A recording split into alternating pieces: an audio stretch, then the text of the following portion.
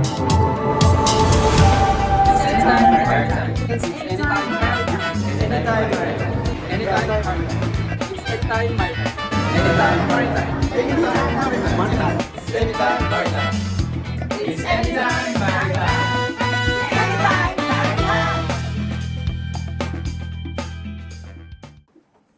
everybody, welcome to another episode of Anytime Maritime. Thank you very much for being here and joining us as we have intelligent conversations on the maritime industry and in our case, the Philippine maritime industry. Today we are delighted to have with us a ship captain and an official of a domestic shipping industry stakeholder. May I introduce to you everybody, Captain Mark Saladino. Hello, good afternoon. Good morning, good afternoon, and good Hello. evening sa lahat ng listeners natin for today. Yes. So, thank you. It's a pleasure, Miss Mary, for inviting me here. Thank you, Captain Mark, for joining us in Anytime Maritime. Here we have an advocacy and a movement to promote maritime, Yes. not to our listeners. And we have a lot of young listeners like you. Yes. Batang-bata na nakapitan. Eh, syempre, kung maritime industry pag-uusapan, hindi kompleto kung walang marinero or marino ba? Marino tawag sa inyo. So, Captain Mark, kwentuhan mo nga kami. How did this maritime career start for you? Ano bang motivation para maging isang kapitan ng barko? Okay, so good afternoon sa lahat ng listeners natin, especially for seafarers na nanonood ito ngayon. So, this segment is for you, especially sa mga aspirant natin na gusto mag-seafarer.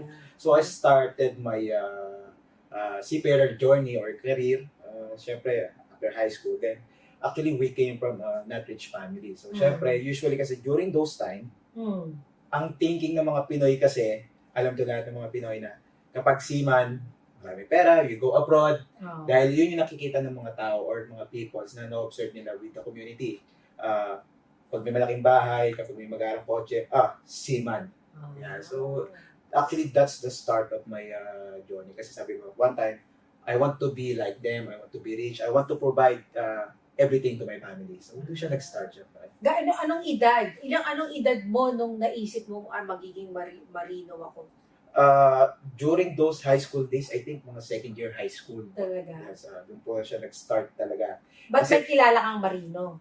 May kamag-anak ka bang marino? On our family line, wala. Oh. Marami ako nakikita kasi na, uy, may seafarer, ganyan, may mayaman. May mga bahay na may angkla yung bahay. So, that's the sign, that's a seafarer. So, talagang pinapakita nila doon sa buong mundo na seafarer kami. So, doon siya nag-start. Second year high school. Yes. Saan naman? Ano bang school mo? Saan ka nag-aaral ng high school? Philippine PMI. So, PMI sa Quezon City. PMI, ano yung PMI? Maritime Institute. Philippine Maritime Institute. Tapos, second year, nakita mo na yon yung mga bahay na may helm? Yes, opo. Sa Rizal? Sa Rizal. So, pinitaga Rizal. Sa Rizal, okay. Okay, doon nagsimula. And then you went to school, ang tinapos mo ay Marine Transportation. Yes, DSMT, Bachelor of Science in Marine Transportation. Di ba dalawa yan? Deck and Engine. Yes, Maritime Engineering. Marine Engineering. Marine Engineering. Yes. So anong naging batayan mo? Bakit Marine Transportation, Deck, or bakit hindi engine? Yes. Actually, na-confuse pa ako noong una kasi sabi ko, basta seaman kasi usually, gano'n. So, when I asked sa school, actually, when I go to enroll, hindi ko pa actually alam talaga kung anong course yung kukunin ko. Kung Maritime Transportation or Marine Engineering. Okay. Tinanong ko sa register. So, what would be the difference between the two if I graduated from Transportation and Marine Engineering? Sabi na. So, pag Marine Transportation, deck, hindi yung mga chief officers, captains, Marine Engineering, ang pinaka-highest is chief engineer. So, syempre, majority of the seafarers want to be the head of the ship, which is the captain. Yun palang motivation. Yes. Hanggang maging kapitan. Hanggang maging kapitan. That's the highest that you can attain when you're on board. Ang pangarap ay maging kapitan. Maging kapitan. Oh, that's nice. Yes. That's nice. So, kaya talagang naging deck ka na lang. Yes. I mean, deck ang track na kinuha mo. Yes po. So, what was that like? How was that like being in a maritime school and getting educated there? Ano mahirap, ano madali, ano exciting, ano hindi exciting? Ayan. So actually, nung nag-start ako, siyempre college, then iba yung high school, iba yung college. So in college, there's a specific talaga yung kukunin nyo. So going to your career. So pagpasok ko ng college, actually nanibago ako kasi ibang-iba yung environment. We wear uniform, type A and type B uniform. Talagang we do 4 hours na nakatayo, shifting, and yung mga courses namin is more on navigation. So very, kumbaga parang ang alien doon sa school kasi it's very different. But yun, very interesting talaga. So when you're taking up your course, it's very important na you have that passion bago mo siya kunin. So although hindi ako pamilyar, dahil nga bago lang, but yung passion ko kasi na magiging seafarer, yun yung magdadrive talaga sa'yo. Yun yung number one. Kasi yung learning, sunod-sunod na lang yan. It will came out eventually. But important is yung passion mo. Kasi yun yung magdadrive sa'yo hanggang makatapos ka ng college. That's very important. So what was your favorite subject nung college ka? Seamanship. Ano ba yan? What do you learn in seamanship? Seamanship, dito tinuturo yung mga basics, how to tie knots, paano mag-paint, paano gumawa ng mga gindula, yung mga lines. So usually, hands-on. Okay. Meron kasi tayong tinatawag mga navigational, NAV 1, NAV 2, meron tayong mga calculus din doon. So sa NAV kasi more on math. So actually, I hate math. So, hindi ka isa, marami yan. I hate math. So actually, during my first year college, natatandaan ko siya, nagkaroon kasi every semester, so pinopost siya, actually kung di ako nagkakamali, yung school namin is para 6 or 8 floor, tapos kada floor, pinopost nung kasi yun yung mga pinakamatataas na score na nakuha for every subject. So, nandun ka? Yes, one time lang yan, nung first year lang, sa seamanship. Yes. Really? So, lalo siya nag-drive ngayon, talagang, kailangan masipagan ko. Kasi nakakatuwa pa rin na, pasasama ka doon sa mga board. At least, not too high naman, but at least pumasok doon sa mga top 10s nila. Oh, nice. Ano ba population ng school mo that time? Di ko na matandaan po eh. Pero marami po kasi we have 3 ships, Alpha, Bravo, Charlie. Actually 4, Delta. So when we say Alpha, Bravo, Charlie, and Delta, depende sa schools. Morning, noon, afternoon, and evening. So we have that 4 types of shifts talaga. So ibig sabihin, ganun karami yung students nag-aaral ng pagmamarino. Then the Delta 1, yung panggabi, ito yung mga nag-working student. May trabaho sa umaga, mag-aaral sa gabi. Oh, wow. Yes. So, well, dito sa aking research, there are about 35,000 Filipinos enrolled in the educational system, no, sa ating mga iba-ibang maritime schools. And I know parang daw sila 90 yata. 90 maritime schools in the Philippines. PMI is your school in Quezon City. Quezon City. So where did you have your cadetship program? Because we know that in the maritime transportation course, 3 years you have to be in your school. Yes. 1 year kailangan cadetship na pagbabarko. Yes. So where did you take your cadetship? After 3 years in school, yung tama po yun, Miss Marian. So after the 3 years, you need to go to your apprenticeship. Yeah. So that's you need to take 12 months on board, then babalik ka sa school para makagraduate ka talaga, para may show ka talaga ng certificate. So I take my cadetship, one domestic company rin dito rin sa Pilipinas. Okay. Ang twist lang talaga, usually kasi, when you take up these maritime courses, usually parang ano lang, parang ang pagkakaintindi mo lang is pag-graduate ko nito, pupunta na ako sa abroad, kikita ko ng others. But that's not, hindi siya ganun kadali. Especially when you finish those 3 years, papabayaan ka ni school. Definitely may mga school na ngayon na nag-a-assist na, na kailangan, tutulungan namin kayo mag-cadetship. But during those time kasi, after 3 years, kanya-kanya kayo. So, humanap kayo kung saan kayo. Then, balik na lang kayo after 1 year or after na matapos yung apprentice. So, ang hirap pala. So, dahil syempre, for international company, they look for experience. So, wala ka pang onboard experience. So, how can you gain? So, mostly, ang gateway talaga ng mga seafarers is to take up the domestic. Yeah. So, So, sumasakay sa barko sa Pilipinas para magkaroon ng cadetship. Yes. So, saang ruta ang nasakyan mo at saka anong ruta pala ang nagawa mo? Yes. So, during my cadetship, ang biyahe ng barko na nasakyan ko, it's also Roro passenger. Actually, siya yung pinakamalaki dun sa company na yon, ang biyahe namin is Batangas, Odiongan, and Romblon. So we pass through mga different islands na yun. So Odiongan and Romblon, yan yung mga naging biyahe ko po during those cadetship days. And also yung Batangas na lahat. Familiar ka na dyan sa area na yun. And actually, doon ko nakita yun. Di pa ako tapos mag-cadetship noon. I remember Ramp 6 in Batangas Port. Andun yung casket dumating. So, talaga? Yes. And, anong year ba yun? Anong year? 2013. 2013. Yeah, so Kadete ka pa lang noon? Yes po. Pero nag-end ako ng cadetship August 2013. Yeah. So may basket na nun. Nandun pa yung ramp nila sa may bandang gitna. So naabutan ko po talaga nung bago yung basket nun. Talaga? So very amazing. Actually lahat kami nung magkakasama na po. Ganda naman ng barko nila. Yan. So, talaga? Yes. Nakita mo talaga. History yan. Yes. History. So nung coming from the academe, tapos sumakay ka ng barko, what was that like? Kasi syempre, iba yung lupa, iba yung nakatira ka sa lupa, tapos ngayon, ang buhay mo, nakatira ka na sa barko, tapos naglalayag ka. What was that experience like? Yes, actually kung very close ka sa family at the same time, kung talagang lumaki ka with them, it's very challenging na mag-ship ka from magkasama kayo everyday, tapos biglang aalis ka na, tapos 1 year ka doon. So, it's very challenging. Tapos hindi pa uso masyado yung mga Facebook noon. Although, Facebook, wala pang social media. Yes, Facebook is... Alam mo naman, matanda ka na. Hindi naman. Okay. I mean, Facebook is existing. Pero yung mga phones kasi noon is ano pa lang yung mga... Naabutan ko noon.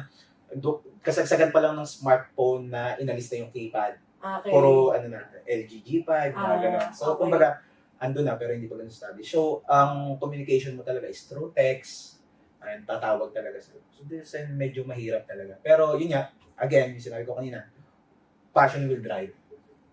So, sabi ko, kailangan tapusin ko to, kailangan makatapos ako dito, tutulungan ko yung family. So, yeah. No, but yung hilo factor, lagi kang gumagalaw. Okay. Then, how did you deal with that? Like, sumuka ka ba? Yes. Many times. Actually, many times. For listeners, it's normal. So, huwag kayo pang hinalo kung medyo drowsy, tapos talaga nahihilo. It's part. It's part of being a seafarer. Hindi naman siya lagi eh. So usually, 1 to 2 months, pag medyo na-adapt mo na, usually naman nadadaan. Nasasanay ka. Nasasanay yes. din. So, na-experience mo yung lahat ng klaseng weather. Yes po. So, did you ever have a time na natakot ka na inisip mo, Uwi na lang ako. Or mamamatay na. May near-death experience ka ba? Yes. Yeah, talaga, share mo nga sa amin yan. Actually, not in weather naman. Actually, during those cadetship days, while bound to Odiongan, actually kakalapas lang namin ng Batangas na siguro mga 1.5 hours away pa lang. May passengers kami na tumalon. Yes. So, parang kahit... Passengers? Yes, passengers. Passenger, isa lang. Passenger, okay. So, kahit na hindi siya directly dun sa weather, kasi first time na nangyari, ganun pala yung experience. So, sabi ko, ang hirap pala, parang ayoko na. Ganun. So, because na-traumatize ka, na tumalon yung pasahero. Yes. Actually, hindi ko siya duty that time. Pero, di ko alam. Siguro, God's will. Umakit ako sa bridge para lang wala. Doon lang. I-usyoso lang. Doon sa mga kapwa ko cadet na naka-duty. Then, pag-akyat ko, siguro couple of minutes, may tumalon na passenger. Oh my God. Yeah. So, anong ginawa nyo? Anong ginawa ng barko? So, pag gano'n na may tumalon na passenger, anong ginagawa? Yes, meron naman sa maritime na tinatawag na Williamson turn. So, ginawa naman ng captain namin yun. That's a safety maneuver to recover a person na nalaglag. Unfortunately, nakita naman namin yung passenger na tumalon. Kaya lang ayaw niya magpa-save. We don't know kasi bata pa ako noon. Di namin alam kung may problema ba siya sa pag-iisip or something. Kasi nighttime siya, nakita namin, na-spotlight namin siya. Pero yan, ayaw niyang magpa-save. Ganon? Makikita niyo? So, nakaka-trauma yung ganong experience. So, na-save ba? Hindi po. Hindi na? Yes. Like, hindi niyo nakuha yung body? Yes. So, yan, nakaka-trauma pala yung ganun. Except dun sa mga weather's condition. Sa weathers kasi kailangan talaga tiwala dun sa captain. So, talagang kung ano instruction ng captain, sundin mo lang kasi he knows what to do. Ganon. Yes. That's kind of nice to hear na. Ibig sabihin, ang mga nagmamarino, trained talaga kayo na harapin ang iba-ibang klaseng weather conditions. Yes, correct po. Anong subject? Anong subject ay tinuruan kayong maka-sail on different kinds of weather? Sa navigation, nav 1 and nav 2. Pero, actually, iba kasi pag, iba yung nasa Actual. school, iba yung nasa actual. Theory versus theoretical. actual. Iba kasi sa actual na ginagawa mo na siya. Yeah. It's very different. But, you can, gagamitin mo talaga yung ginamit mo sa theoretical when you apply it to actual. And I know, kayo, tinuturuan kayo mag-plot ng inyong course, no? Chart the course. Passage planning. Passage planning ang tawag dyan. And tinitingnan nyo rin ng mga stars. Yes. Meron bang ganon? For domestic, hindi siya masyado applicable. Bakit? Isa lang naman ang sky. Yes, but kasi fixed na siya. So that's the difference. The difference. So doon nagkakaroon ng difference from domestic and international. For domestic kasi, the route is already fixed. Yes. For international, worldwide. So, may mga times na bibiyahe kayo doon sa port na hindi nyo pa napupuntahan. Exactly. So, that's why you need to check the stars, yung sun. Yan. So, totoo yun yung stars. Check the stars. Yes. Pero habang tumatagal, nag-i-innovate kasi ang technology. So, ngayon, meron tayong mga ECDs, medyo nai-eliminate na yung paper chart, but kailangan talaga practice. Kumbaga, sumasabay yung modernization doon sa shipping industry siya. Kaya siguro sabihin natin ng ECDs kasi yung mga nanonood sa akin baka hindi sila pa familiar sa ECDs. Okay, so what is ECDs? ECDs, Electronic Chart Display Integrated System. So, kumbaga, yung paper chart, ginagawa nyo siya sa papel, ginawa siyang electronic. So, imbis na susulat mo yung, gagamitin mo yung lapis at ruler, doon may mouse na siya, focus mo na, tuturo mo, dadrag mo doon. Kusa na siya magko-compute. Yan. So, high-tech talaga. Pero dati mano-mano lang. Dati po mano-mano. Nung wala pang ECDs. During my cadetship, wala kami noon. Talaga? Yes. So that's why very amazing nung pagpasok ko sa PASCAT. Talagang wow. Kasi sabi ko, during my cadet days, wala namang ganito. So, it's also, yun yung mas nag-drive pa lalo. Ganun pala yung itsura ng mga barko sa international. Kasi yung PASCAT kasi ginawa nila is international standard. So yung talagang kung ano yung mga equipment na kailangan for safe navigation, andun lahat. Yeah. Modern ship for the domestic ferry industry. Yes, correct. Yeah. So talagang naghangad kang maging marino, nag-aral ka ng pagmamarino. So ngayon ba nagda-drive ka pa ng barko? Drive ba tawag doon? Drive ba? Ano ba tamang term? Naglalayag. Ano ba term? Navigate. Sail. Nagsisail ka pa ba? Nagsisail ka pa ba ng barko? Hindi na po. Actually, part na po ako ng ship management or shipping industry. Pero gaano katagal mong na-experience yung tama bang term ang pagdadrive ng barko? Pagsisail ng barko? Okay, hindi drive. Sail. Okay. So ilang years mong ginamit yung pag-sail bago ka pag naging parte ng management ng isang shipping company? Almost umabot din siya, including cadetship, almost 7 years din. 7 years. So, actually, very short siya compared to sa career ng iba. Kasi yung iba nating seafarers from abroad, usually talagang until retirement, 20 years, 25 years, 30, hanggat kaya. Yeah. So, ako medyo maaga dahil nga nag-ship ako from onboard ship to management. Yeah. So pero balik tayo dun sa pagbabarko mo ng 7 years. So nung nandun ka, what would be the most maybe memorable, remarkable experience habang nagbabarko ka? Yung actual most memorable. Yeah. Maliban sa first time ko nakasampa ng PASCAT. Actually, I started my career as AV sa PASCAT. Able-bodied seaman. Yun yung nagdadrive para sa terminologies ng mga nanonood niya. So sila yung nagdadrive ng vessel on number ko. So I started my career as AV. Actually, I was also part ng conduction team. During my time kasi na pumasok ako sa PASCAT, 2 vessels pa lang yun, M1 and M2. Ngayon, how many ships na? It's almost M20. So nakita ko kung gaano nag-expand yung PASCAT. So nag-start ako as AV. Luckily, so talagang pag God wills talagang yun na yun. So na-part ako ng conduction team going to China to bring vessels here dito sa Pilipinas. Wow. And I remember that's M5. It's my first time to go abroad in China. Guangzhou, China. Doon ko rin kayo first na meet ni Mr. Pastrana. Yeah. So memorable sa'yo yung bringing a brand new vessel from abroad and bring it here in the Philippines. Yes, actually yung first U1 kasi is the currency na ginagamit sa China. Yung unang-unang U1 na nakuha ko doon, nasa wallet ko pa until now. Oh, yes. Patingin? Yung wallet ko nasa sasakyan ko. Pero I have, kasi talaga tinago ko siya. One yuan. Yung actually yung currency na meron sila, yung RMB. RMB, 5, may 1, may 10. RMB, So tinago ko talaga siya sa wallet kasi that's very memorable. Kasi Kasi sometimes, pag opportunity comes kasi, pag opportunity strikes, talaga kailangan i-take mo yung memory. Grab it. Yeah, grab it talaga. So talagang tinago ko siya. Nakakatakot ba? Like, so okay, may difference ba ang paglalayag sa labas at saka sa loob ng Pilipinas? Yes, very different. Okay, how? Although na-explain ko kanina na nagkakaroon tayo sometimes ng vomiting, dizziness, susuka, mas malala yung pag nasa international sea. Kasi from China, high sea. Yes, high sea siya. Although short pa siya kung tutusin sa international voyage. Pero medyo open area kasi siya. So, South China Sea. So, yan. So, talagang may terms kasi na ginagamit sa seafarer na pag sumusuka ka ng color green, yun na yung limit.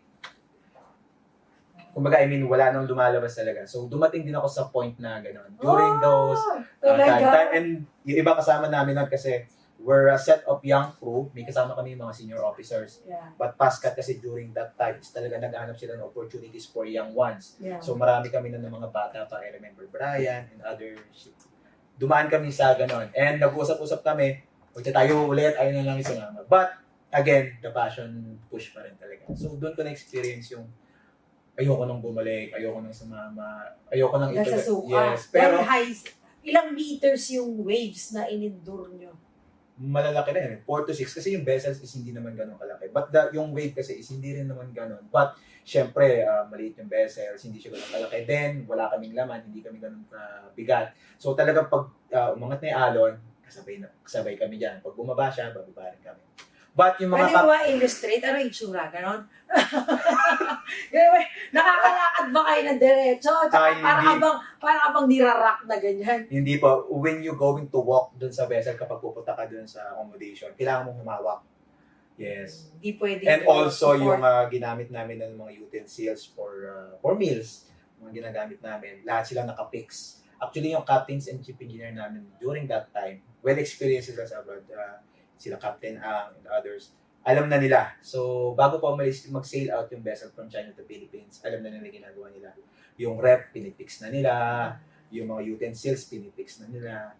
So, talagang... Binobolt. Yes. Binobolt talaga para alam na kasi na may movement. Yes, and alam nila. So, that's a great experience, especially. First time, mga unforgettable moments. So, ilang barko dinala mo sa Pilipinas? For fast cut? As I remember, M5, M6, 7 and 8, sabay dyan dumating. 9 and 10. So, almost 6. Wow! Yes. So, nasaksihan ko talaga kung paano lumaki yung fast cut. Wow! Yes. From 2 vessels to 18. Wow! You must be proud. Yes. And you must be happy, to be part of a history of the domestic shipping industry. Yes. Oo. So, narinig ko sa iyo na nangarap ka na magkikita ng dollar, mag-a-abroad. Pero ngayon, nandito ka sa domestic. Yes. Alam natin, ang daming mga marino talaga na gusto kumita ng dollar. Yes. Tsaka mas malaki ho kasi talaga ang kita sa labas. Correct. Sa Exactly. loob. So, what stopped you from going abroad and earning and earning those dollars? Actually, pagpapunta ka na talaga sa adult stage, minsan hindi na nagiging batayan masyado yung pera. Let's admit, money is very important. Kailangan natin na sa day-to-day needs. Yeah. Pero minsan kasi, kung saan kang bagay mas masaya, you need to stay there. Kasi hindi lang naman pera ang batayan natin sa pagkatrabaho. Kailangan you earn, at the same time you enjoy. So I experienced both two things here in Pascal. I earned, although syempre malayo siya from international, but at the same time I enjoy. So yun yung things na nagpa-stay here sa domestic. And lastly, siguro yung pangatlo is yung opportunity. Yung basket kasi during those time. Until now, yung opportunity is tuloy-tuloy. So kapag nakitaan ka ng potentials, talagang ipinakita mong willing ka, you have the potentials, talagang hindi ka mawawalan ng opportunities dito sa PASCA.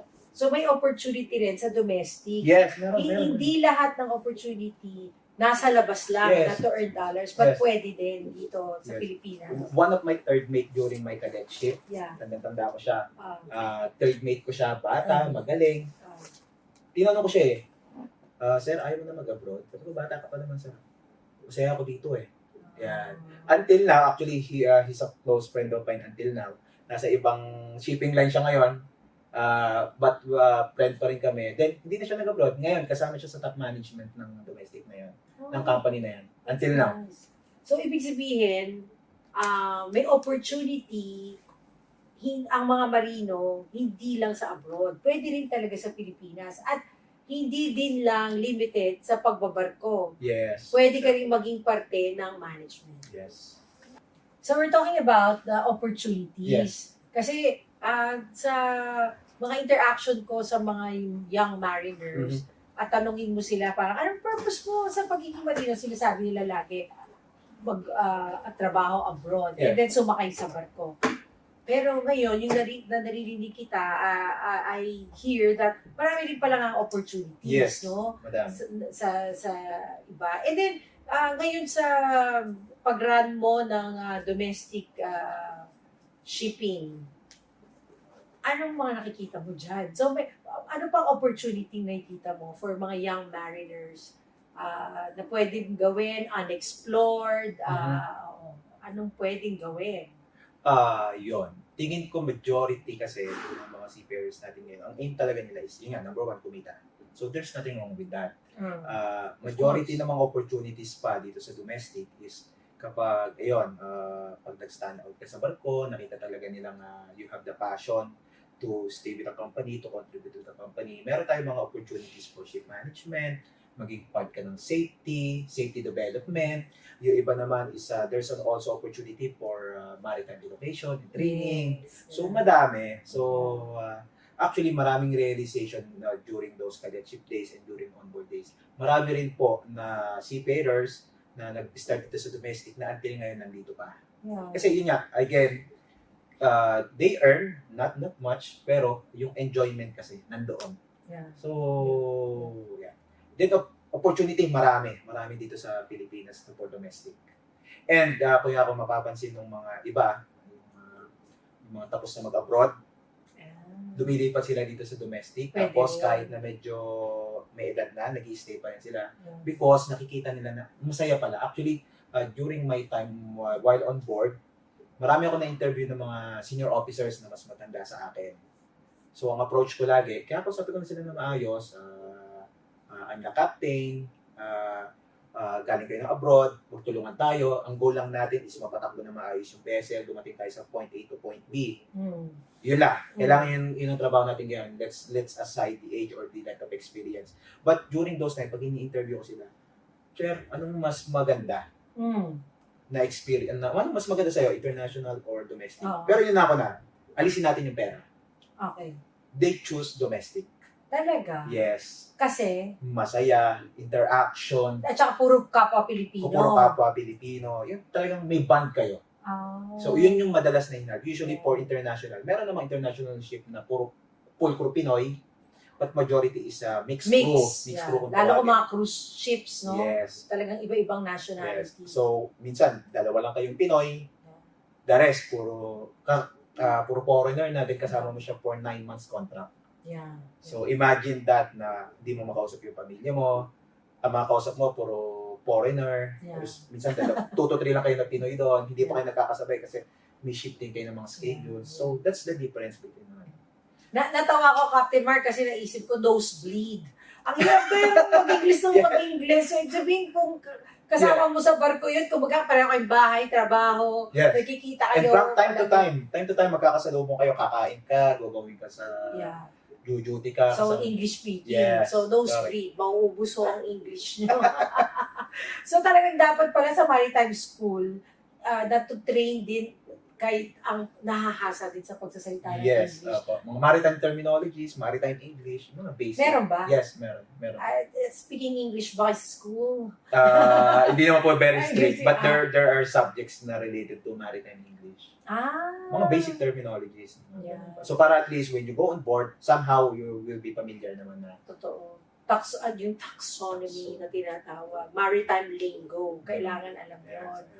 And they were saying that may uniqueness ang pagbabarko kasi nga kaibahan ho sa nagtatrabaho sa lupa because you're moving and then mix kayo ng iba-ibang nationalities. Yes. You're subjected to open Seas, sea, weather, high tide, low tide, may piracy pa. Yes. May mga ganyan. Marami. Naka-witness ka na ng nagpakamatay. On overboard, yes. Yes, So, kung ikaw, hindsight, may babalik ka rin ba ako sa pag-aaral? What would you have done better? Kasi kung may maraming nakikinig sa atin ng mga young, aspiring maritime students, what would you tell them? How will they prepare? Or how did you prepare? How did you prepare for your job now?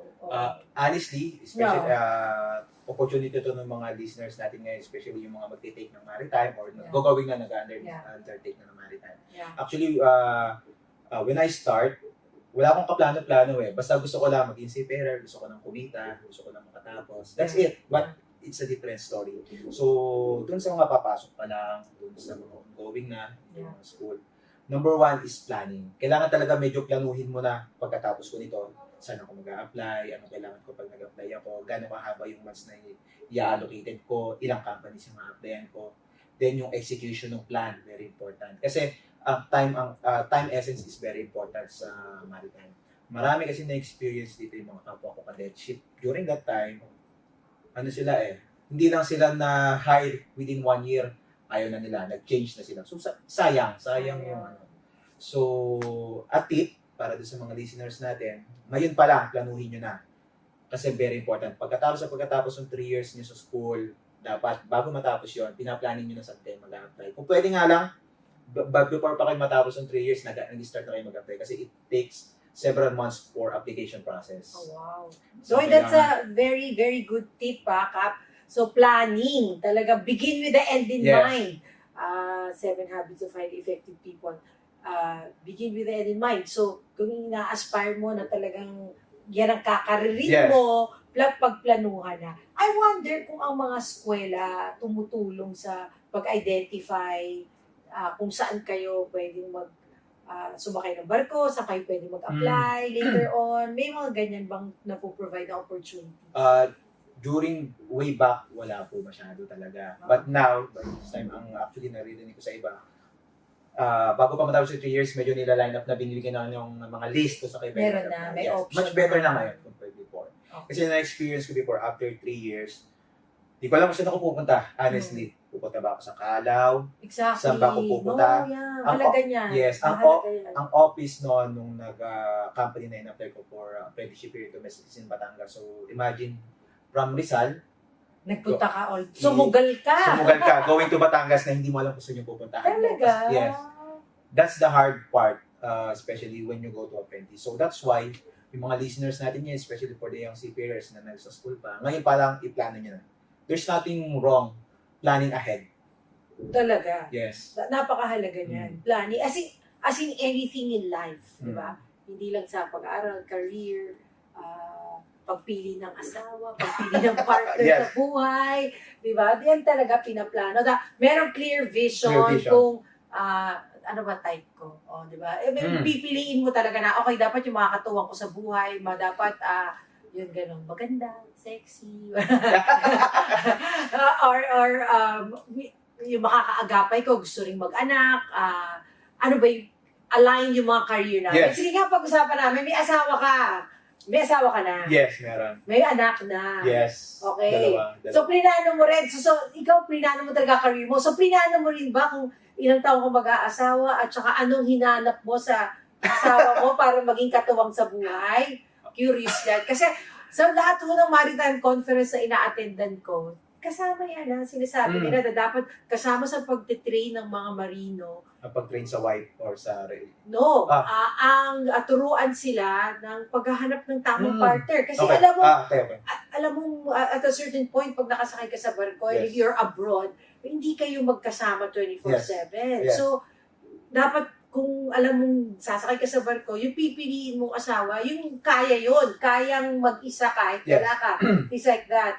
And sa pagpa-planning sa mga conference, kasama pati yung crew welfare, yung kumpanya, manning agency, pinaplano on how they can support the seafarer. So, ikaw ba, nagplano? Meron ka ba sinulat na qualities? Kasi nakikita sa Saladino. Meron ba ka? Plinano mo ba yun? Alam mo ba anong hahanapin mo sa asawa? Tip na lang. So, sige. Tip for seafarers. Shy siya. Tip for mga aspiring seafarers and yung mga ongoing seafarers. Yeah. Maghanap kayo nung, especially yung babae or lalaki na alam yung kaya magstay in LDR. Long distance relationship. Because kapag masyado kayong close, masyado kayong sanay na everyday magkasama kayo, once na umalis ka, once na you go abroad, doon nagkakaroon na ng conflict kasi nasanay kayo doon sa surroundings nyo or doon sa routine nyo na everyday, susundin mo siya sa bahay, by afternoon, by evening, susunduin mo siya. What if umalis ka na? That's 9 months. I mean, from ganito yung situation nyo, biglang itutwist nyo ng ganun. Doon madalas nagkakaroon ng conflict. So, madalas talaga kailangan mo, or number one for me, is yung kaya magstay sa relationship for long distance. Kasi pag good kayo doon, wala kayong magiging problema kasi it's very toxic for a seafarer na nasa 9 months pa on board. Tapos away ng away. Away kayo ng away. That's not healthy. So, Exactly. hindi siya nakakatulong sa career. So, kung gusto nyo rin ng good career, humanap kayo ng babae or partner in life. Partner in Kasi life. pwede rin lalaki. Yes, partner in life na may intindihan kayo na ito yung profession nyo, ganito yung repercussion pag umaalis ako, ganito ako katagal mawawala, pagbalik ko, ganitong months lang tayo magkakasama, 2 to 3 months lang, baka pwede umalis na ulit ako. Once yung partner mo is nakuha na yung ganong sistema, maaga pa lang explain na. So, kapag nag-agree, kapag okay kayo, that's it. So, malaking tulong siya sa relationship. And, yung healthy na relationship nyo matutulong. Even yung career nyo, parehong mag-grow. Yan. So, si Mrs. nagkatrabaho ba? Before she's a nurse. Ngayon po housewife. Oo, kasi maliit pa yung mga yes. nyo. O yan tip po yan. Hindi lang sa pagpaplano, pati sa paghahanap ng partner sa buhay para talagang makatulong sa career. Yes, sa career. Very important. Kumbaga very holistic. Hindi siya fragmented, hindi siya hiwa-hiwalay, but rather you want a holistic approach in living your life. Yes. Kasi isa lang ang buhay, yes, di ba? We want it to be successful, we want it to be happy, and kung yan ang napili mong career na magbabiyahe, maglalagay. Well, hindi na ngayon. Yung mga seafarer. Yes. Yan. In fact, it would be interesting to know anong ginagawa ng mga asawa, lalo na yung mga naglalayag na mga seafarer. Dito sa Anytime Maritime, promise, mag-iimbita kami. Yes. Mag-iimbita kami ng mga esposo ng mga marino para chikahin natin. Malaman natin anong pinagkakaabala nila at ginagawa nila. So anyway, balik tayo sa domestic shipping Kap, dahil nga ang goal natin ay mapakita natin sa mga nanonood sa atin at sa mga listeners natin a glimpse of our industry because they, of course, iba-iba tayo ng industry. But this time, it's an opportunity to have a glimpse of the domestic shipping industry. Ano ba mga balita sa domestic shipping industry? Ano mga nakikita nyo trends and relevant topics na pag-uusapan dito sa domestic shipping? Actually, ang isa ngayon talaga na highlight ngayon is yung ship modernization. Yeah. Ship modernization. As I explained a while ago, nag-start ako ng cadet ship. Yung vessel namin nun, wala masyadong complete na navigational equipment. Though it has yung mga basic, but yung mga advanced talaga pagdating sa PASCAT mo. So, nag-start ako, PASCAT kasi start the ship modernization. Then ngayon, ang hot topic ngayon is yung mga other shipping lines na rin. Is they start modernizing na rin their fleet. So, yeah. Bakit define naman ng modernization? Ano ba ibig sabihin ng modernization? Okay. in the shipping industry? Okay, ang ship modernization sa shipping industry, usually kasi we buy ship from different countries, second hands. Second hand. Yes, then i-convert natin kung saan natin siyang gagamitin operations Yeah. dito sa Yeah. Philippines. We have cargo vessels, bibili natin abroad. And pagdating dito, lalagyan natin siya ng mga seats, mimix natin siya, naging Roro passengers na siya. It can carry passengers, Carry rolling cargo. Yes. So, I also have experience dun sa dati din, na shipping company, na yung vessel pala na yon yung dun ako naka-on board is old ship na pala siya kasi may nakalagay yung kung kailan siya ship built. So, medyo matagal na pala. So, when we say ship modernization, ina-adapt natin yung international standards. We use modern ships, yung design, especially the design of the Pascat is catamaran. That's very unique. So, yun yung start ng ship modernization. Kumbaga, mas Bago pinapaganda, talaga, mas maganda, no? mas pinapabago Modern natin. na. Yun Yes. with the use of technology and design-wise, hindi na rin siya monohull. Yes, actually that's my thesis. Yung, Talaga, sa masteral. Yes, yung effect ng catamaran ship based on safety performance dito sa Philippines. Talaga? Kumbaga pinag-aaralan namin, ko yung epekto. Ano yung naging epekto ng pumasok yung ngayon yung catamaran ships, gano'ng karami naging accidents na involved niya. But definitely, hindi pa siya tapos, pero mas malayo yung compared siya doon sa mga monohulls. So, medyo malalalim yung mga terms, pero doon sa mga listeners, search nyo na lang yung Pascat para mas maintindihan nyo kung ano yung tinatawag natin ng monohull. So, definitely, that's also part of the ship modernization. Okay. So, ibig sabihin ba, sa domestic shipping industry, mahalaga na magkaroon ng modern ships? Yes, exactly. Oo. Kasi it preserve life, Okay. especially safety.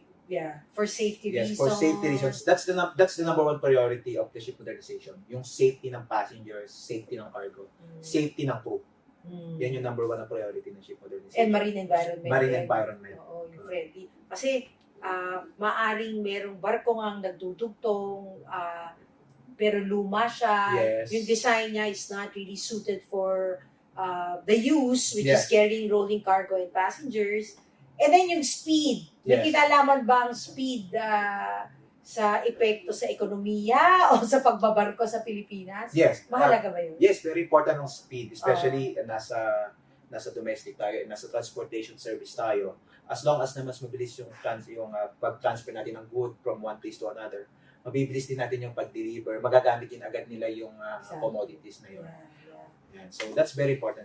At the same time, para mabigyan ko kayo ng isa pang classic example Yes. in terms of ship modernization, Yes. Pascat use echo sounder. Kung sinabi na echo sounder, nakikita mo kung gaano kalalim yung dagat.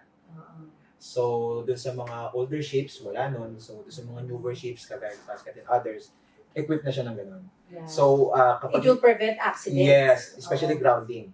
Mm. Grounding, maritime terms sa mga listeners natin, yun yung pagsumadsad yung barko. Yeah. So, it prevents. Yeah. Imagine there are two vessels na yung isa meron, yung isa wala. Yeah. So, most likely, who will be subjected to grounding? Siyempre, yung walang equipment. Yeah. So, that's very important ship modernization. Okay. Nangyayari ba? Yes. Marami bang nagmo-modernize na nga ngayon? Nag-start na po. Nag-start na yung mga other competitors pa. Isa-isa, padalawa-dalawa. But at least, nakita na natin na sila mismo na-inspire.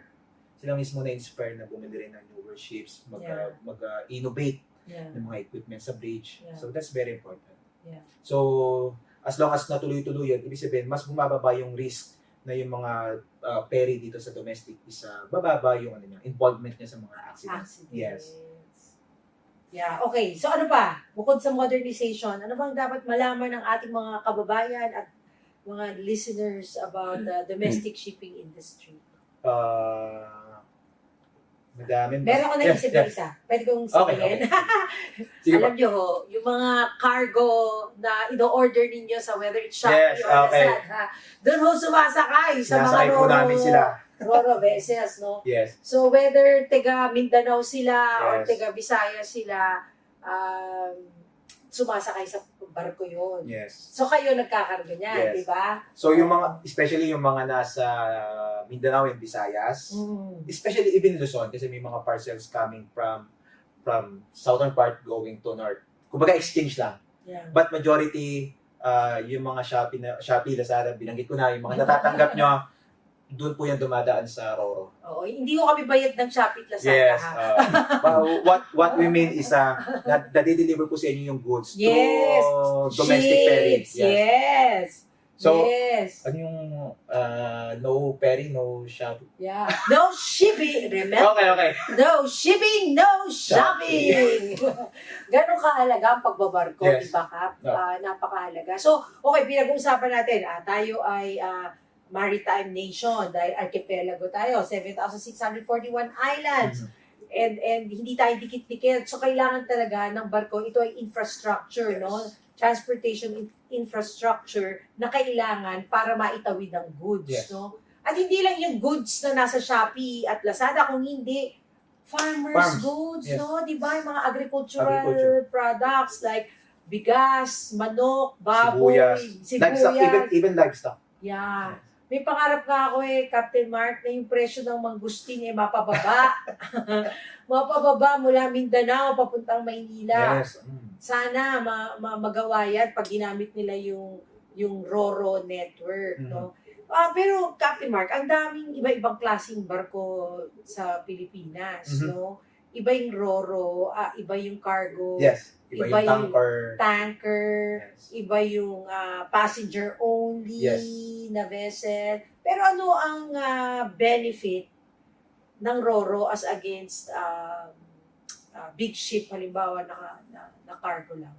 Yeah, ano ba para ma-educate po yung hindi alam, ano ba ibig sabihin ng Roro? Okay, ano ba yan? Educate naman natin ang ating listeners. There are different type of ships dun sa mga listeners natin. We have tankers, carrying yung mga liquefied. Yes. Yung mga ginagamit nyo sa sasakyan sa motor, yun yung karga nila. Yung mga diesel, gasoline. Yung iba naman is cargo, mga coal. Yung mga tinatawag natin, yung mga uling, mga lupa. LCT Yes. ang sinasakay, light carrier transport. Yes. And even yung cargo ships, then yun nga, papasok na tayo dun sa Roro. So pag Roro, ito yung mga roll-on and roll-off. Roll-on, roll-off. Yes. Majority kasi ng mga goods natin is nakasakay na mismo sa mga trucks. Hmm. And even yung mga passengers going to vacation, uuwi ng pamilya, magbi-business sa iba. So at least, napagsabay-sabay na natin siya. We have passengers, we have goods at the same time. Yeah. Meron kasi tayong mga barko sa mga short distances na passengers lang. So ibig sabihin, we serve both. We serve cargo, we serve passengers. So talaga na ma-maximize natin na pag bumiyahe tayo, pag bumiyahe yung mga barko ng Pascat, dalawa yung nasa-serve natin. Marami tayong nasa-serve. Yan.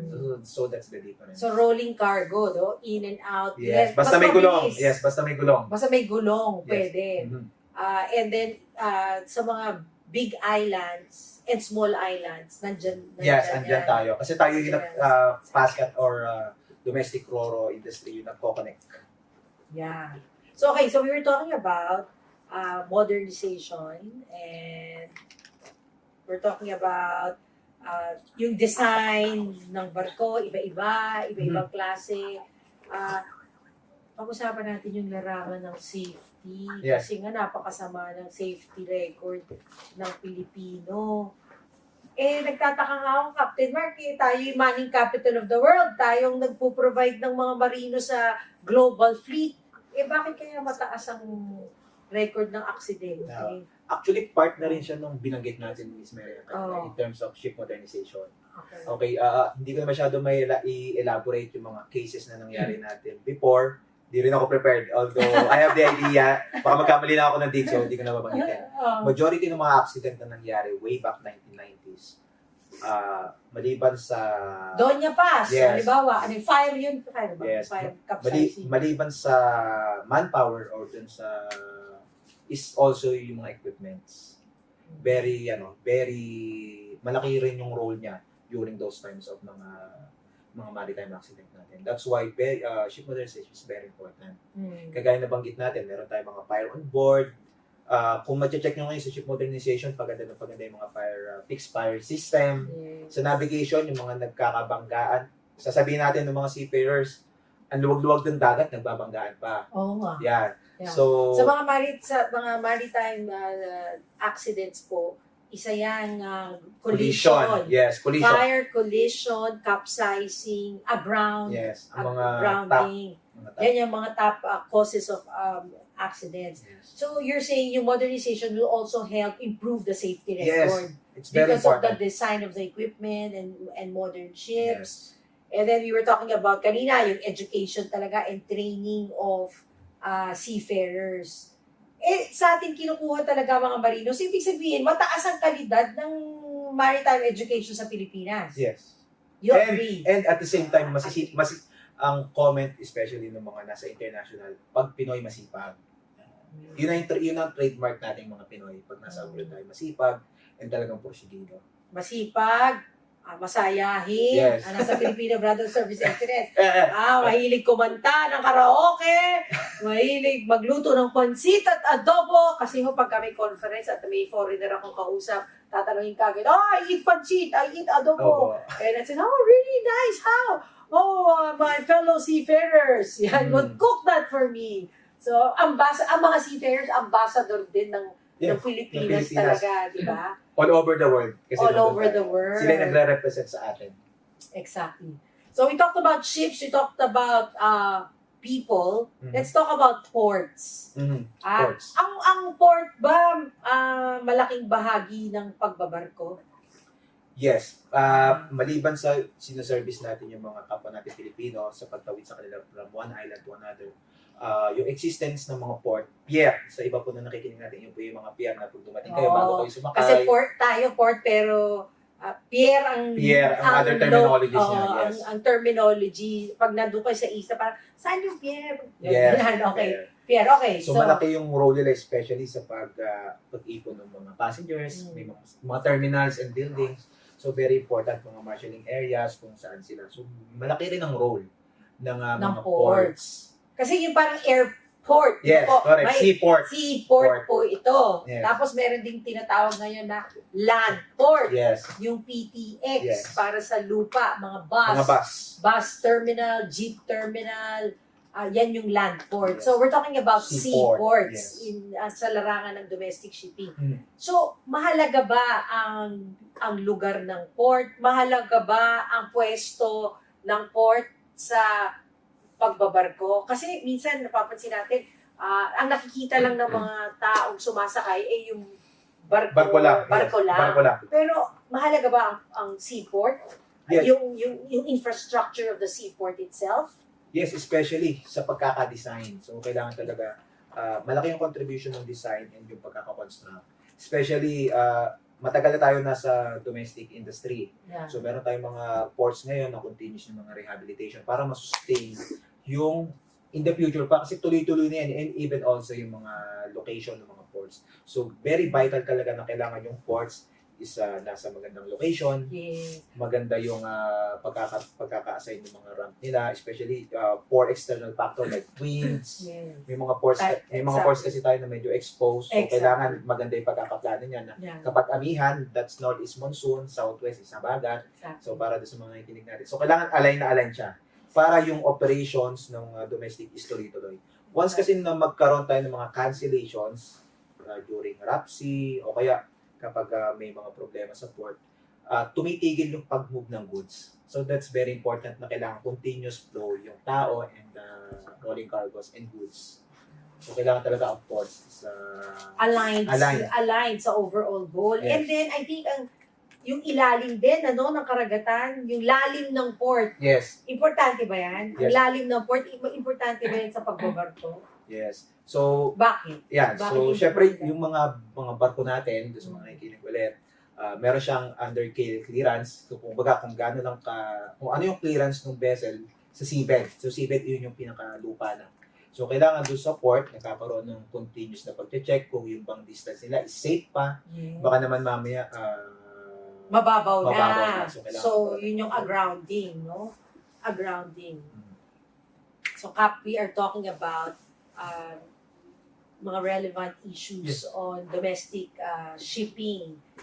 You talked about the importance of modernization, and we talked about in the beginning, yung mga marino na nagpapatakbo dyan sa barko. And then we already talked about ports as well, no? Yung design ng port, o pier na tinatawag, yung lalim ng dagat, kung nasaan ng pier, napakahalaga niyan sa sa pagbabarko. Yes. So, alam natin na 7,641 islands ang Dami, ang Pilipinas. Tapos, ang FastCat, ilan? 18 lang. 18, yes. 18. So, ibig sabihin, marami pang barko Marami ang pa. kailangan sa Yes, Pilipinas. para ma-serve natin yung mga unserved pa ng Oo mga nga. island. Oo. So, maraming balak na idagdag na barko ang FastCat. Yes, actually, marami sa mga passengers or marami dun sa mga customers, especially hindi lang siguro sa amin, even sa other shipping company na nagre-request, yung lugar nila is magkaroon ng biyahe na ganito. Idugtong yung kanilang isla. Yes. Para hindi naman sila isolated or isolated. Kasi island nga, Yes. Di ba? Kung mati-check nyo, especially yung sa mga listeners natin, try nyo search kung gaano karaming island meron tayo. So, talagang kailangan marami tayong ports, marami tayong barko, marami tayong seafarer na handang mag-serve. Yes. Exactly. So, kailangan talaga natin. Yeah. So, maraming pang island na idudugtong. Yes, marami pa tayong gagawin. Marami pang dapat gawin para may connect sila. Bakit ang tagal? Bakit hindi mabilis magawa? Parang pwede bang magic? Diba? Gusto ko ng barko. Bakit hindi kagad na nasusuplayan ng barko yung mga isla? Siguro kailangan talaga ng siguro po Miss Merian, kailangan talaga magkaroon ng proper channel. Kailangan mabigyan ng attention yung mga needs. Kasi there should be a proper way na yung mga concerns itong mga ating mga kababayan, yung mga kasama natin sa mga isla, na iba walang. Actually, I have experienced that already. Na sumakay ako ng, ang tawag nila doon sa mga small boat, is lancha. So, pagdating namin doon sa isang island, usually ang akala natin pag dumating tayo sa isang isla, may pier, sementado, may ilaw. So, na-experience ko, ang pier nila is made of wood. So, didikit yung barko dun sa wood, itatali lang sa bato, tapos may tulay na kahoy. So, walang infrastructure. Walang support. Yeah. So, yun yung kailangan gawin, especially yung mga kasama po natin sa government. Kasi it's a service to the public. So, infrastructure project. Infrastructure project. Kumbaga talagang ang gobyerno ang inaasahan natin na mag-provide ng infrastructure. Yes. Pwede naman simulan muna sa mga maliliit. At least, nagkaroon siya ng connectivity. Madali yung expansion. Importante ma-connect muna natin siya on a safer and fastest mean. Kasi may mga islands tayo na iba walang kuryente. Yung iba naman bago mo itawid yung sasakyan or yung motor, talagang unsafe. So, imagine marami tayong isla na hindi na-highlight pero nangangailangan talaga ng mga ports and connectivity. Totoo. Yes. And I guess may study dyan ng Asian Development Bank, yung pinag-aralan yung Strong Republic Nautical Highway na tinatawag na yun nga yung kinukonekta ng FastCat, no, na kapag ka nagkaroon ng connection ang barko na nagko-connect sa mga probinsya, it has a ripple effect on the economy. Yes. Nagmamahal ang real estate, nagkakaroon ng trade. Yes, trade is very important. Yes, nagkakaroon ng mga mercury drug, restaurants, education. So, kumbaga, development kapag ka naidugtong siya. Yes. Yeah. And mabibigyan natin ng opportunity yung mga tao dun sa mga isla. Karoon sila ng trabaho. Exactly. May isla ako na napuntahan, walang hardware. And another great example, doon sa isla na napuntahan ko, during those time ata, ang presyo ng gasoline is parang nasa 50 per liter, sa kanila is 90. Oh my God! Kasi you have no options. So, kapag may pera ka, ikaw ngayon bibili sa labas, papasok mo siya sa loob, you have no choice. Wala kayong ibang choice kundi sa akin kayo bibili. So, I mean, that's unfair. But wala nang pera sa isla, doon ka pa magtitinda ng but mahal. in reality, yung nag-entrepreneur din, kasi hindi rin biro na. Kasi mahal din. Namuhunan din siya to bring the goods. No? That's sad. No? That's sad. Sana talagang dapat madugtong natin ang mga isla talaga para bumaba yung cost of goods. Yes, exactly. Doon sa mga isla na yon. So, sa larangan, sa iyong trabaho ngayon, biyahe ka ng biyahe? Yes, opo. Meron bang favorite island sa mga pinuntahan mo na-connect nyo na? Meron ka bang favorite place to go? Ano favorite island mo, Kap? Share mo nga sa mga nakikinig sa atin. Actually, nakapunta na ako ng Oslob, Cebu. Small island lang talaga siya na for tourist. Pero yung pinakamaganda nga siguro na napuntahan ko isa Dumaguete and Dapitan. So, yung connectivity from, siya yung last end. Agree ako Search dyan. nyo na lang. Siya yung last end ngayon or entry point siya from Mindanao going to Zamboanga yun, di ba? Zamboanga. Zamboanga tsaka Dumaguete. Yes. Oo nga. I So, love- Visayas in Mindanao, siya yung gateway kung tawagin. Tama. So, wala ka ibang madadaanan from Mindanao na magdabaro ka kundi yun lang. Yeah. Unless you go fly or aeroplano ka. Yes. But kung magta-travel kami, dala ka sa sasakyan, wala kang budget, yun ang dadaanan. And the people there are very nice. Talaga. Yes. Like for example, sa Manila, wala pa ako nakita dito nagpaparent ng motorcycle. Like for example, hindi naman ako ng motorcycle. First time ko na experience sa Dumaguete na mag-iiwan ka lang ng ID, pwede mo nang i-rent yung motorcycle for 3 hours, for 4 hours, ikaw lang magagas. Talaga. So, ganun sila katiwala dun sa, di ba? So, very, Hindi sila natatakot Carnap. Makakarnap ang kanilang very great motor. experience. Sabi ko, meron pa pala nun dito sa Pilipinas. Oh. Yeah, so, and very polite yung mga tao. And, classic example na very polite yung mga tao din. And mabait talaga. And, Sa nagtitiwala Dumaguete sila. to, Dumaguete. Magkano ba? Curious lang kami. Parang Kasi 300 to 350 pesos for 3 hours. Then, meron silang 12 hours, meron silang full day. Wow. Iba-iba. To go around the island. Yes. Gagawin mo yun para mamasyal. Yes, para mamasyal. Wow. One island also is the Camiguin. Camiguin is in between of, Opol ba yan? yes, hanggang Camiguin of Bohol. So, Bohol. Bohol, yes. Kabigin. that's an island talaga literal. Nasa Oo. pagitan siya ng magkabilang malalaking islands. Ayun, kailangan mo ng motor, iikutin mo siya for about 20 minutes. May Yeah. ikot mo na yung buong isla. Talaga. Tapos sa gabi, wala. Kamigin to. Yes, Camiguin. Yan yung known for Lanzones. Yes, opo. So, Kamigin, Lanzones po. sa gabi, walang ilaw. Talaga. Yeah. Bakit walang kuryente? Very limited kasi island lang siya. Ah, I mean, wala siyang direct. Meron silang mga generators. But na-feel ko yung presence talaga ng pagiging island niya. Island living. Island living. Akala ko sasabihin ni Cap may multo. Hindi naman. Hindi naman, Hindi naman. So nature. Yes. But, A lot of yes, great nature. experience.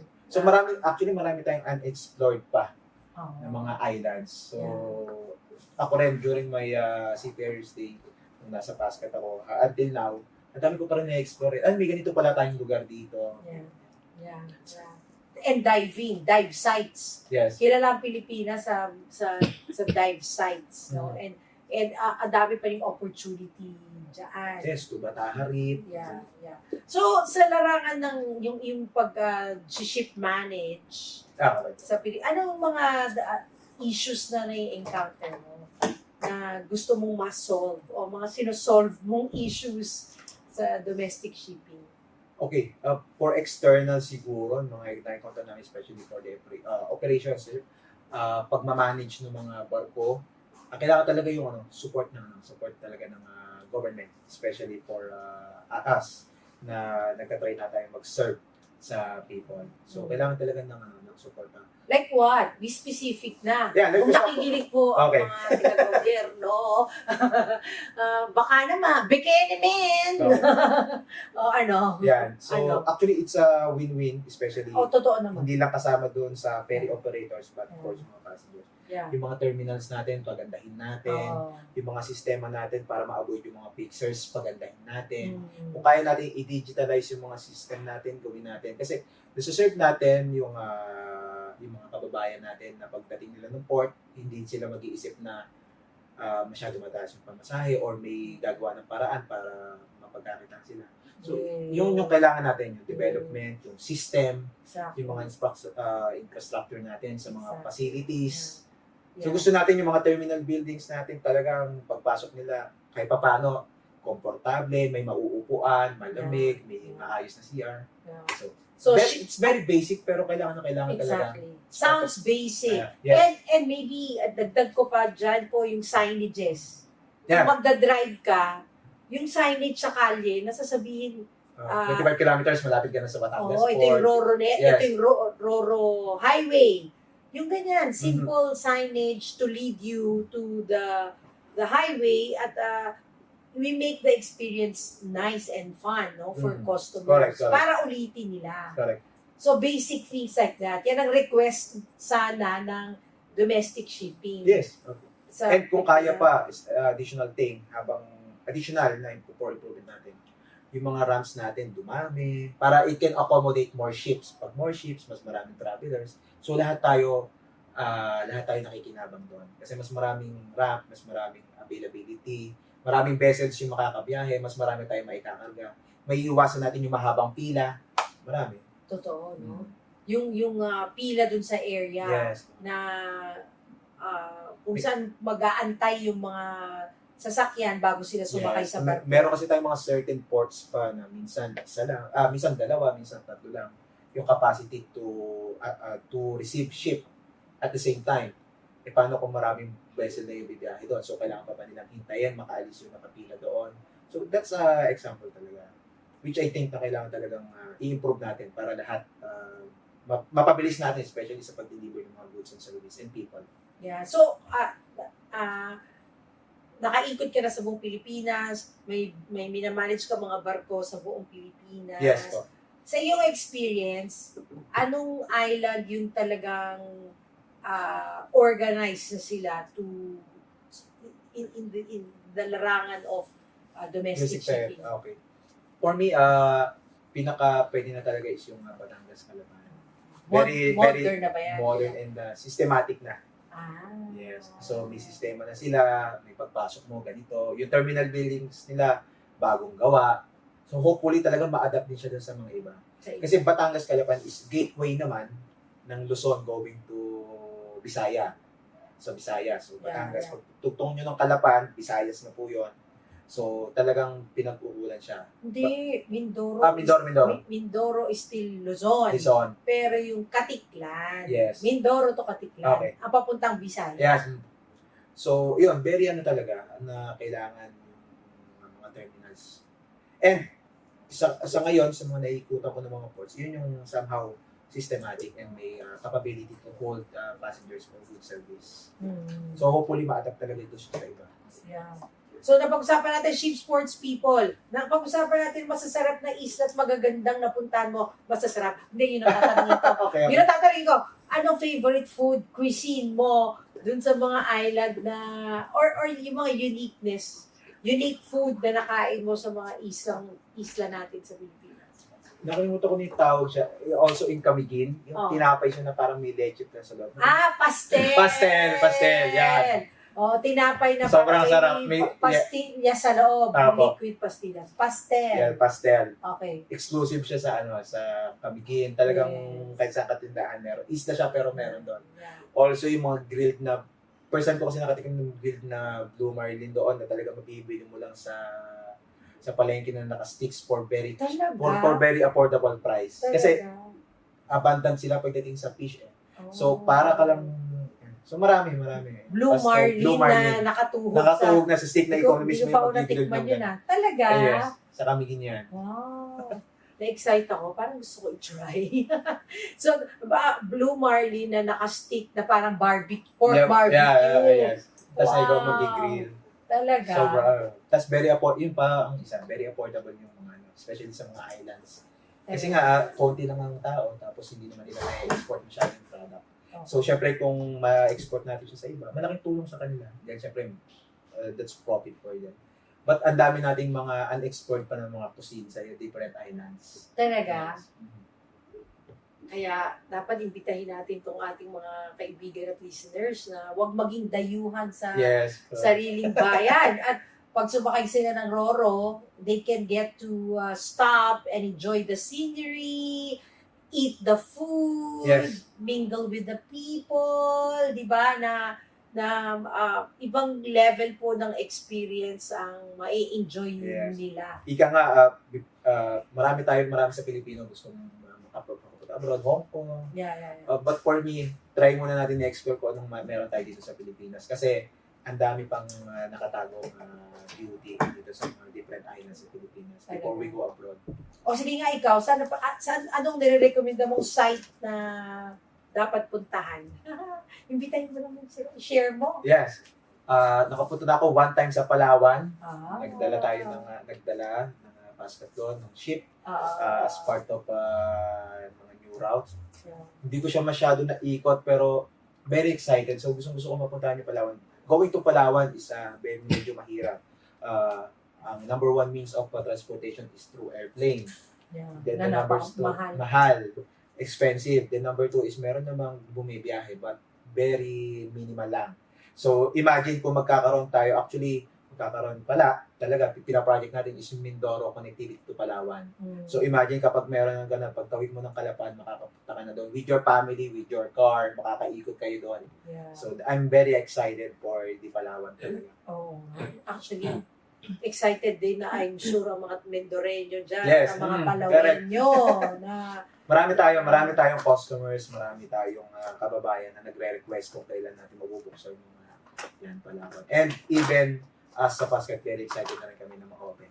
Oh. So, okay, dun sa mga nakikinig sa atin at saka mga interesado, may wish ka ba na gustong hilingin sa mga nakikinig in relation to the domestic shipping industry? Yeah. May wish ka ba na wish ko na Okay. okay. Yeah. So wish ko doon sa mga listeners natin, especially mga involved in terms of maritime.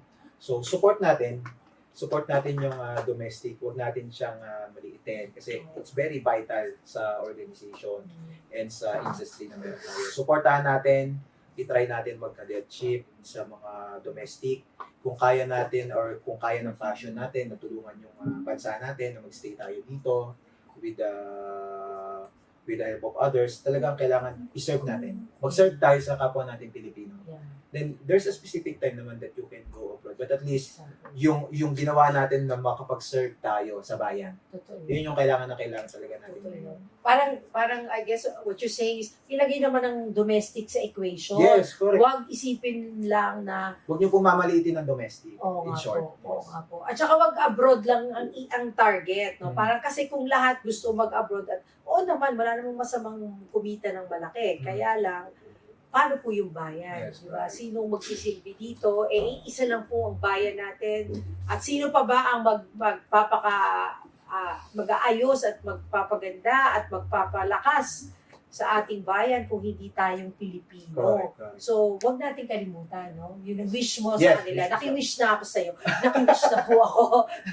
So, wish mo talaga na sana gabi, wag maliitin ang domestic, wag Yes. isipin na, domestic lang Domestic na yan. yan, wag ganun. Hindi, no? Kasi tayo nga global manning capital, no? Sabihin, ang ibang bansa ay tinitingnan tayo sa larangan na to. So, we have it in us. Yes, palakasin natin.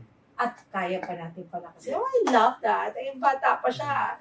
Nakikita niya na talagang ito po ay may opportunity tayong palakasin pa. Correct. So, ang mga nag-aaral ng maritime, Captain Mark, ay hindi nagkamali sa pagpasok at pagkuha ng career Yes. sa maritime? Yes. Naniniwala ka dyan? Po ako.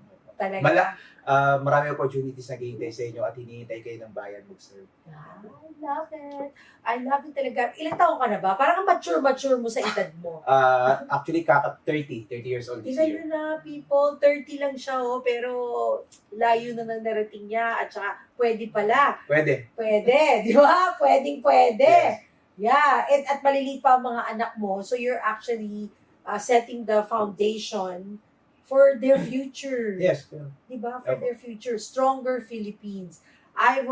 So, in the recent Philippine Chamber of Commerce and Industry conference, ang vision na create nila ay Philippines 2050 First World Economy. Yes. So ikaw, sa Captain Mark, naniniwala ka na kaya ng Pilipinas maging Kaya. First World Economy by 2050? Yes, kaya. Basta tulong-tulong tayo at malinis yung hangarin natin. Kaya natin yun. Talaga? Wow, naku, Captain Mark.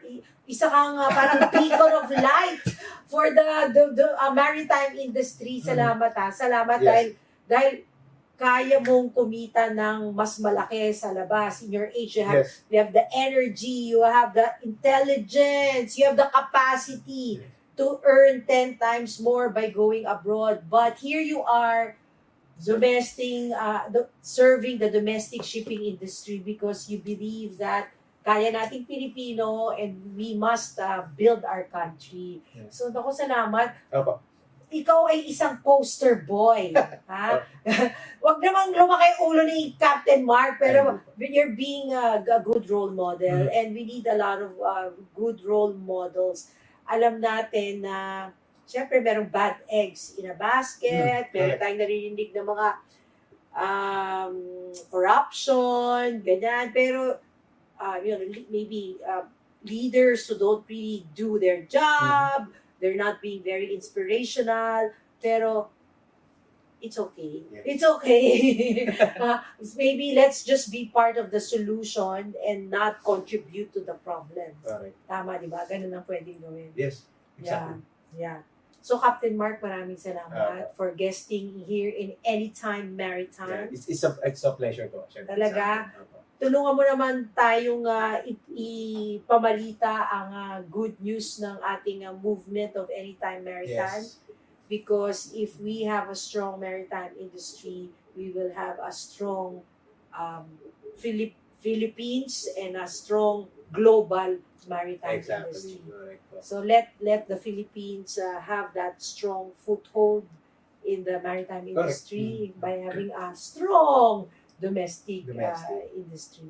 Maraming salamat, Captain Mark. So pahabol lang doon sa before we close. Yes. So for aspiring doon sa mga especially yung nakarinig ng conversation and career journey, sa mga nag-i-start and nag-i-umpisa na, so if you love success, kung gusto mo talaga ng success, embrace mo na yung mga failures. So because failures, siya yung nagpo-provide ng success. When you fail, you learn, then next time din mo na siya ulitin. So yun yung mag-focus ng success. So sa mga nag-aaral pa ngayon, huwag kayong mahihiya kung nag-aaral kayo ng mga failures, bumabagsak sa exam. Kung doon sa mga nag-a-apply na ng mga seafarers, di kayo matanggap. Huwag kayong kasi it will, magbubunga lahat yun, magiging success lahat yun. Huwag lang kayo titigil. Exactly. Ayan, Pag nadapa, tayo Tayo lang. Okay? Pag nag-fail, merong lesson na matututuhan. Laban lang, people. Laban lang. Really inspirational, Captain Mark. Yes. Maraming salamat. Thank you po. Thank you. Thank you.